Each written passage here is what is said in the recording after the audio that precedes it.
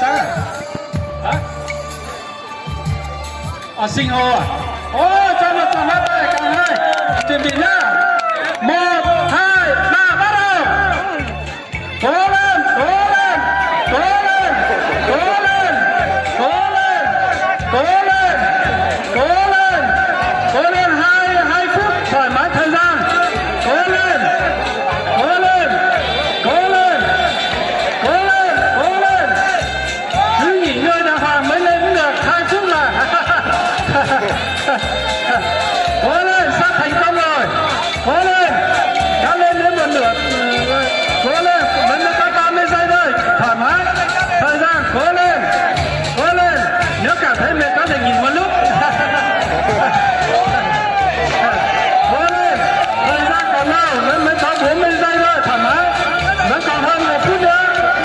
Cứ bình tĩnh. Tiến sát đến nơi rồi. Cố lên, sắp thành công rồi. Cố lên, còn chưa hết 1 phút, còn chưa hết một nửa thời gian. Cố lên, cứ nghỉ ngơi nữa lên. Cố lên, mọi người xong rồi, tăng tổng vi tinh thần ra. Nói nè. Cố lên, cố lên. Vừa mới được 1 phút thôi, vẫn còn 1 phút nữa, thoải mái thời gian. Cố gắng lên. Sắp rồi rồi. Rồi, cố lên, cố lên, cố lên, cố lên, cố lên, cố lên, cố lên, chỉ trong với cái còi thôi. Cố lên, sắp tới cái còi rồi. Cố lên, cố lên, cố lên, miễn là chẳng được còi là được rồi. Phụ nữ thì chẳng được còi là được rồi. Không cần phải thổi còi, miễn chẳng được còi là được. Ok, cố lên, thêm một phát nữa. Cố lên, cố lên, cố lên, thắng rồi. Cố lên, cố lên,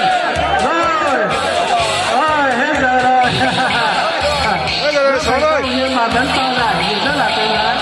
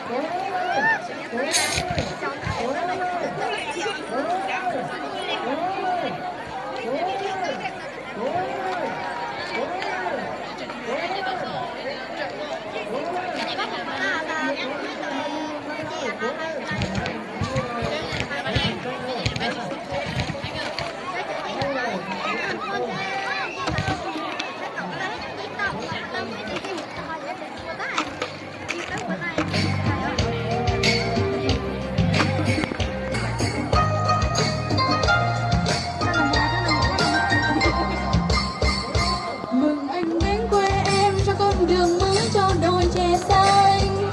Bạn em nhớ công anh man dự án giảm nghèo cho trường thực và xây trường cho các em thơ. Để làm em học chữ để từ nay em đến trường. Cuộc sống này đã đổi thay, mùa xuân đã về đây. Bằng mình vui lắm đây, anh cắm mồi về đây, mang một món chinh phục về đây cho dân làm dự án vui sao bằng mình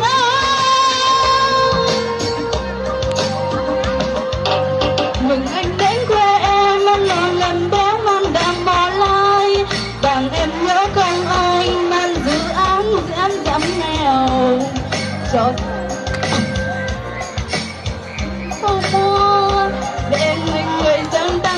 dàn xuống để từ nơi không còn đó